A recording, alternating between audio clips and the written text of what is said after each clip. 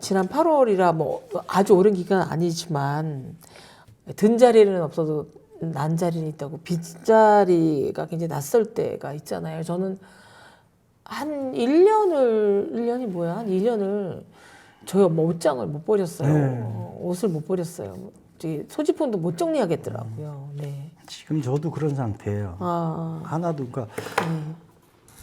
하나도 안 건드린 상태예요. 지금 석 달 됐는데 돼가는데 그걸 잘 못 하겠더라고요. 그래서 조금씩 뭐 한 번에 막 해야 된다고 주변에서 그러는데 맞아요. 그냥 조금씩 하겠다. 그럴 때가 제가 늘 어머니 그 수의를 네. 제가 누우면 딱 보이는 자리에 이렇게 놨었거든요. 어머니 수의 해놓은 지가 한 20-30년 되는 것 같아요. 굉장히 오래됐어요. 그 해놓은 지가 그때 뭐 미리 해야 예, 오래 예, 사신다고 장수하신다고. 하잖아요. 네. 돌아가신 다음에 내가 어떻게 감당을 해야 되나 그런 거를 난 미리미리 마음의 어떤 근육을 단련을 해야지.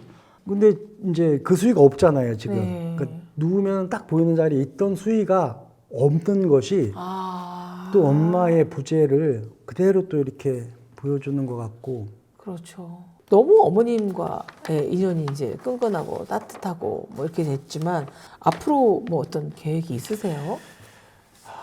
이제 뭐 차차 세워 나가야 되는데요. 일단 마음을 다스리는 것이 그 모금 방송 그런 거 많이 하잖아요. YTN이가 이렇게 보면 뭐 네. 유니세프 이런 것처럼 그런 거 많이 하잖아요. 네. 근데 그거 보다 보니까 어느 대륙에서는 10초에 한 명씩 어린이가 굶어 죽는데요. 10초에 한 명씩. 그걸 보니까 어머니가 굉장히 장수하신 거예요. 굉장히 행복하게 사신 거예요. 천수를 누리신 예, 거죠. 96세까지 사셨으면은 그래 잘 사셨어. 이렇게 스스로 마음을 다져나가는 중인 거죠. 일부러 네. 이제 그런 그 어느 그 대륙의 그 어린이들을 이렇게 생각해 보면서 그런 어린 아이들도 천 원이 없어서 죽기도 하고 그런다는데 그래 이게 좀 똑바로 차리고 이제 어머니 잘 가셨으니까 잘 살아보자. 이제 그런 마음을 다지는 단계지 뭐 구체적인 그런 건 없고요. 아니 근데 왜 우리가 어떤 어려움에 닥치거나 하면 풍경이나 환경을 바꾸라고 하잖아요. 근데 워낙 서울 생활 오래 하시다가 어머님 때문에 도에 가셨으니 예, 다시 서울로 돌아와서 활동하실 계획은 없어요? 그런 얘기를 제일 많이 들었어요. 환경 바꿔야 된다. 뭐 그래서 이제 어머니 안 계시니까 네. 다시 복귀해서 서울에서 일을 해라 그런 말 제일 많이 듣는 말인데 일단 돌아올 집이 없습니다. 뭐 서울에 한 번 뭐 서울을 떠나면은 시골로 내려가면은 돌아올 수가 없어요. 집 팔고 가신 예, 거예요? 부동산 자체가 그리고 왜 그러셨대요?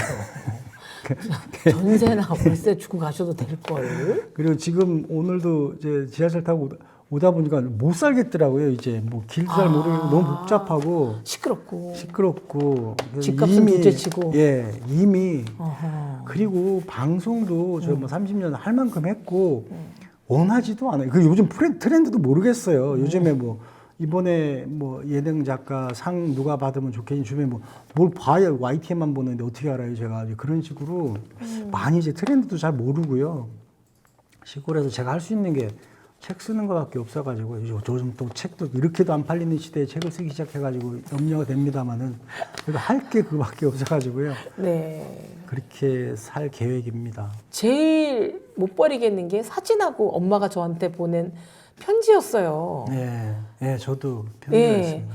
선생님은 김진대 작가님은 어머니 그리울 때 어떤 걸로 치유를 하세요?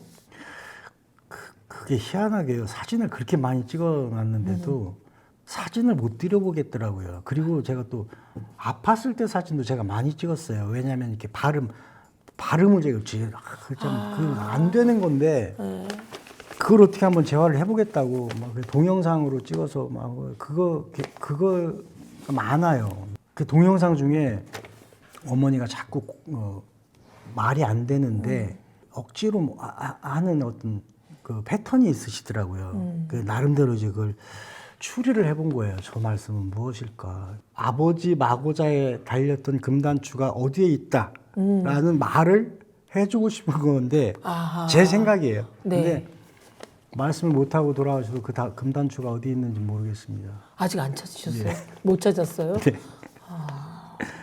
김진태 작가님이 어머니한테 하셨듯이 아드님한테 SOS를 치실 마음이 있으세요? 일단 저는 제 아들이 하나예요. 그리고 제가 이제 아내가 없어요. 그래서 일단 아들한테 비밀번호를 가르쳐 줬습니다. 비밀번호. 그리고 통장 이런 거. 그리고 저 증서, 그 생명보험 있거든요. 그거 증서 아버지 죽으면은 어떻게 찾아라.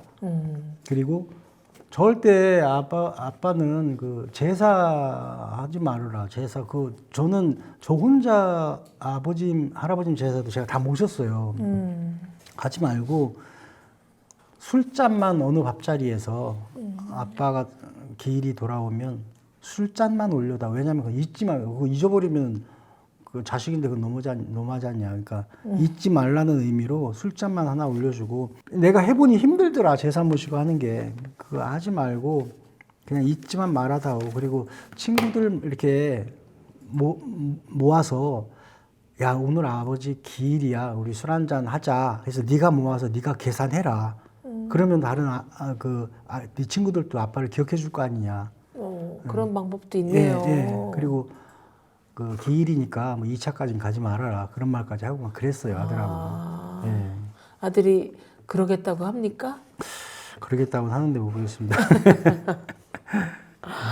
근데 이제 어머님 살아 계실 때 윤병희 선생님과 책을 쓰셨잖아요. 예. 엄마라고 더 오래 부를 거예요. 그랬어를 쓰셨고, 이번에 이제 엄마한테 보내는 편지를 또 책을 내셨는데, 첫 작품과 두 번째 작품을 쓰실 때 기분이 당연히 다르셨을 것 같아요. 첫 번째는 제가 마음 잡고 쓴 거예요. 왜냐면 어머니가 그때도 뭐 이렇게 오래 앉아 계시면 힘들어 하셨죠. 건강하실 때도 연세가 있으시니까. 그래서 어머니하고 이야기를 오래 나눌 시간이 많지 않겠다 싶어서 첫 번째 책, 그 엄마라고 더 오래 부를 걸 그랬어는 엄마의 기억을 쓴 거죠. 엄마, 아빠, 아버지 처음 만나셨을 때 어떻게 만나셨어요? 그럼 학교 선생님을 두 분이 만나셨는데 뭐 배구를 하는데 네 아버지가 자꾸 나한테 패스를 하더라. 뭐 그런 말씀을 하시더라고요. 기록도 기록이지만 엄마하고 대화를 구체적으로 하게 되더라고요. 어떤 주제를 하나 놓고 엄마 오늘은 뭐 미나리에 대해서 얘기해 볼까? 그럼 엄마가 그 미나리 깡에 대한 기억이 너무 소상하게 또 다 있는 거예요. 그러니까 하루에 두세 시간씩을 이야기를 할 수 있는 어떤 창구가 된 거죠. 그게 참 좋았어요. 그래서 저는 그런 방법을 많이 그렇게 해보시라 그래요. 주변에도 한 주제로 엄마의 뭐 첫사랑이라거나 엄마의 뭐 첫눈이라거나 그런 얘기들을 한번 나눠보시라. 그렇게 권하고.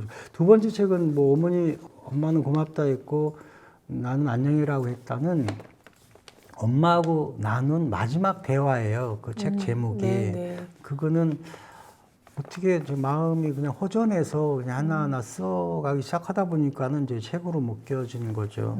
예. 그러니까 그게 하기를 잘했다. 그러니까 엄마가 늘 하시는 말씀이 일장춘몽이다. 인생 참 짧다.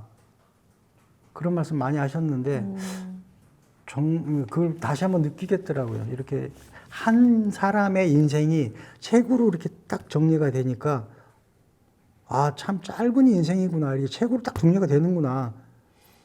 그런 생각이 들더라고요. 병원에 누워 계시는 시간은 엄마의 시간이 아니더라고요. 그러니까 자식들에게 마음의 준비를 할 시간을 주는 시간이었더라고요. 맞아요. 네. 그러니까 어머니는 하나도 즐겁지 않아요. 그 시간이. 이게 손으로 만질 수 있다는 게, 그 온기를 나눌 수 있다는 게 정말 큰 행복이니까요. 맞아요. 근데 그거를 이제 돌아가시면 못하니까 그렇게 미련을 못 버리고 있었고 세상의 끈을 못 놓고 있었고 그랬던 것 같아요. 그래서 이 책에서 혹시라도 지금 건강하시던 몸이 불편하시던 엄마 아빠 때문에 진짜 힘들다라고 생각하는 사람들이 있다면 어떤 책을 이거 읽고 조금 마음을 잡으세요 하고 그런 부분이 있을까요? 편지가 있을까요? 편지 중에요. 네. 마지막으로 제가 쓴 편지가 있는데 한번 제가 이거 잘 읽을 수 있으려나 모르겠네. 꽃다운 엄마. 꽃은 향기가 난다고 아름답다고 스스로 말하지 않아도 보는 사람들이 아름답다 말하고 향기가 난다고 말해요.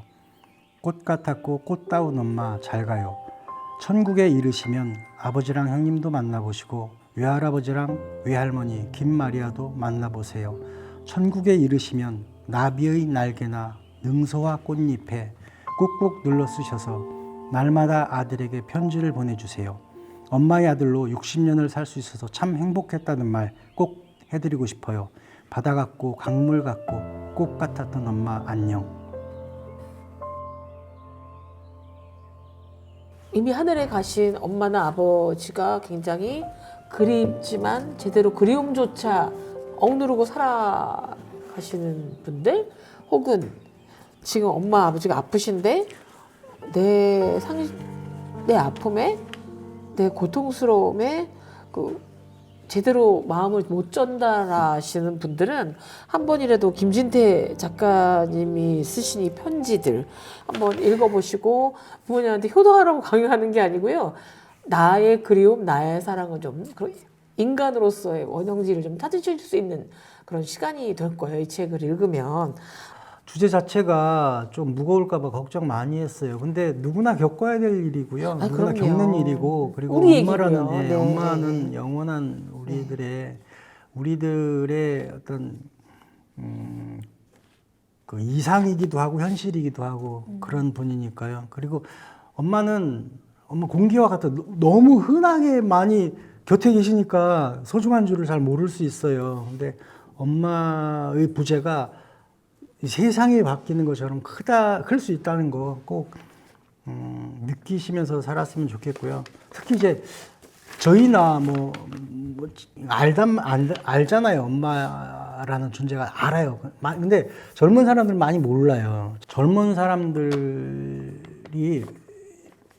조금 더 엄마에 대해서 이렇게 생각해 보는 시간이 됐으면 하는 바람이 있어요. 혹시라도 살아계신다면 지금 당장 육성으로 사랑하고 고맙단 말 전해주셨으면 좋겠고, 저처럼 아빠가 하늘에 계신 분이라면 하늘을 바라보면서라도 사랑하고 고맙다는 말을 전할 수 있는 그런 시간이 되었기를 바라봅니다. 좋은 책, 제 가슴을 울린 책 써주셔서 너무 감사했고요. 더 좋은 책 많이 써주시기 바랍니다. 예, 네, 다음에 뵐게요. 예, 감사합니다. 네, 고맙습니다. 예.